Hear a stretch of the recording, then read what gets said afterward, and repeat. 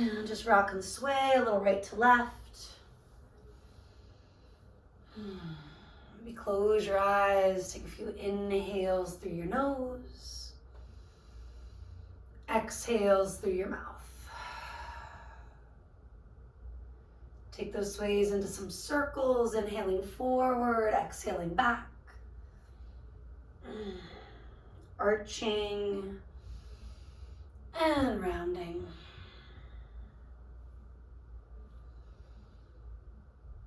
And no reverse direction. Keep on breathing in, breathing out.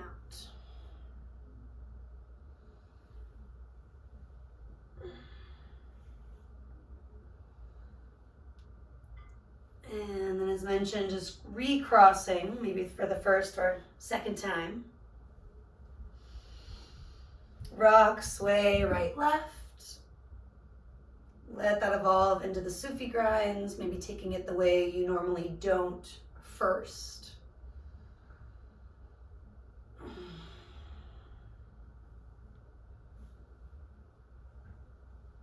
Breathing in, breathing out.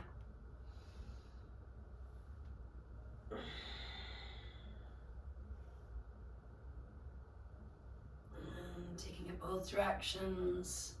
At least a few times. Maybe add a few more reps the way that you need it most. This time evolving that into some gentle rocks and sways where you come back to neutral. And then you shrug and release your shoulders. Inhale, hike them up. Exhale, melt them down. Keep going with that. Eyes open or closed. Your awareness on that rise and fall of each breath. Maybe creating an actual drishti, a steady focusing point that is internal or external and moves with you. You can always reverse the direction of your shoulder rolls. Maybe do one at a time. And then consider licking your lips, swallowing. Taking a horse breath or two, inhale, completely fill yourself to the top. Fluttering it out. Exhale completely to the bottom, letting it go. Again, big breath in.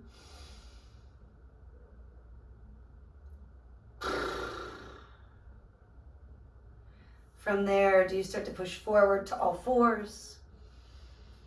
And you're coming into a puppy dog variation where your hips are living over your knees. Hands are walking forward, hips are still drawing up and back. Take a few moments on the forehead, the mind's eye, maybe sway from right to left first. And then come high onto your fingertips, create those tent shapes in both hands. Wrap your triceps down, roll the biceps up. Tops of the feet, ankles are grounded, and you're walking your hands to the right. The left hand can go over the right or just side by side. Your palms might flatten out as you rock your hips back, draw the head, the hands forward. And do surrender a little bit more with the horse breath or just any sort of primal sound, whatever needs to go. And then bring it through neutral over to the left, maybe using those fingertips, tent shapes, spider hands, whatever you want to call it.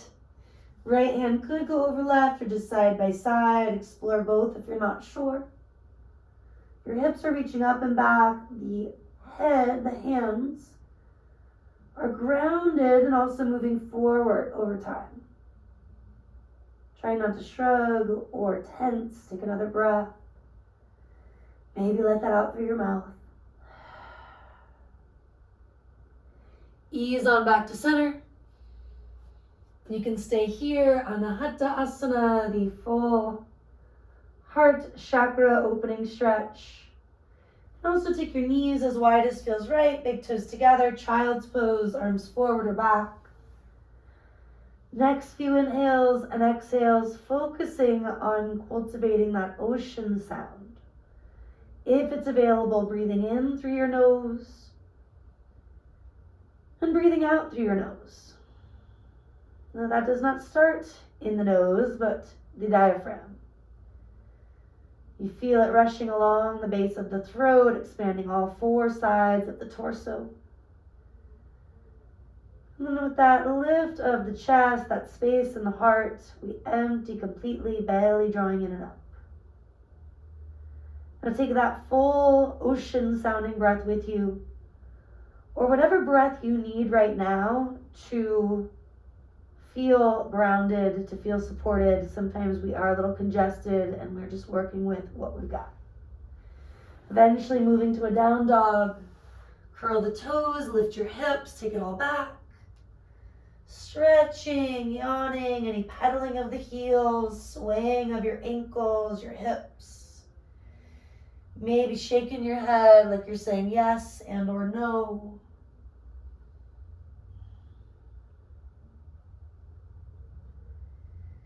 And do take another 3 or so breaths, easing back to neutral, back towards stillness, including the ocean sounding breath. If it got a little choppy, can you create samavriti, same even breaths?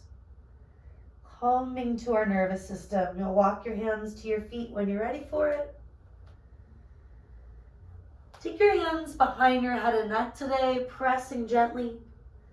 Massage that space. When we're a little more relaxed, it's easier to breathe completely. Waking up the feet, the toes, rock and sway. Feeling that quality of a waterfall in the upper body. Dropping the crown down, lifting your hips up. And then drop the hands, the fingers down. Take another breath, maybe a sigh. And you can roll it up or lengthen over the next inhale or two. Maybe shrug, maybe just sway, rock for a breath or two. Looping the shoulders back, pull the heart forward. And eventually bring your hands toward prayer at your heart. Reminder, you can always separate the actual palm, press your finger pads. You can shrug, release. Now, a little later when you need that reminder to stand tall.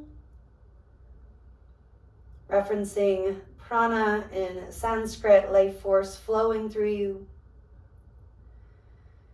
And this emphasis on opening up the side body to create space so it's easier to access prana, oxygen, energy, so blood can flow.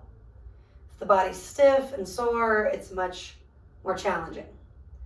So reaching the arms to the sky, right hand to your left wrist, going up and over.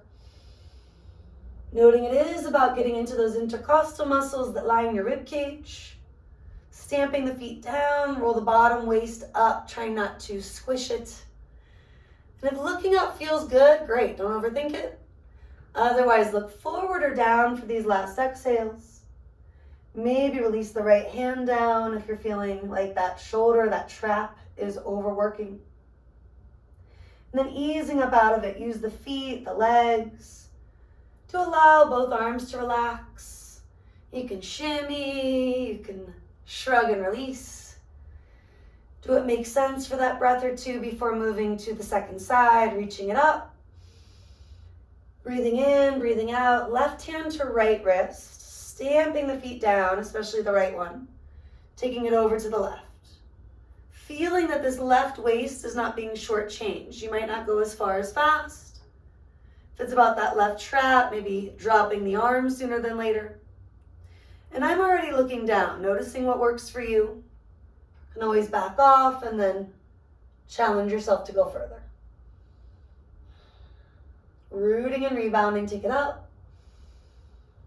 Tailbone lengthens, sternum lifts. One more inhale at the top. And then do let your arms float down to the bottom. Hands come down, your chin comes down. Take another exhale. Maybe a sigh. Let your head and neck circle out. As small as a half circle. As big as a full circle. Anything in between, of course, is welcomed. And to continue taking a few more one way, a few more the other. Sometimes we're not sure what we need till we start exploring, so getting curious. Slowing it down, return to the half circles if you ventured further. Let your chin come to your chest, and kind of like we did in the standing fold, hands behind your head and neck. Massaging for an exhale or two. And then you're rolling it up for a twist of sorts. So you're pressing your head into your hands. And you might recall this twist where from mountain pose, you are just opening to the right. Elbows still in your peripheral vision, but barely. Inhale, neutral, exhale, opening to your left. Head moving back, chest forward. Breathing in through neutral. Breathing out, you twist. Breathing in through neutral. Breathing out, you twist. Let's take 2 more each way. Knees are soft. Hips twist with the body, but they're not the primary movers. Let the mid upper spine lead.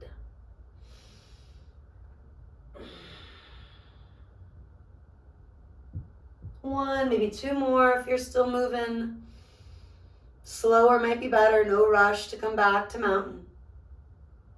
Pressing your head into your hands, take an inhale and tip the head back. Pull the heart forward and through. Take an exhale, dropping the head down, elbows maybe moving toward each other. Inhaling, draw the heart forward, elbows move back. Exhale, round. You can always slow that down and add a breath in neutral or in either phase. Waking up a little bit more by moving with that inhale, that exhale. Getting prana flowing where it needs to go, where it feels stagnant, where you feel dormant or sleepy. Maybe where you feel stressed or stiff.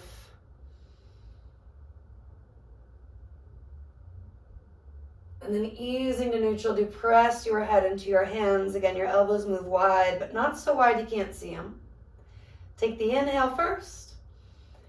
Exhale, everything softens, let it go, even if you slouch a little bit. Another breath to create your tall, neutral mountain pose, Tadasana. Breathing in, breathing out, reach the arms to the sky. Swan diving, hands to the earth. Inhale, do lift just halfway. Exhale, fold it all the way. Feeling that sense of prana flowing, take it up, maybe look up, little back bend. You can also keep it simple, gazing forward, hands wide. Exhale, palms to prayer. Classic half salute, inhale, reach up. Lead with your heart, take it down. Inhale, if needed, hands on blocks, shins. Exhale, do full.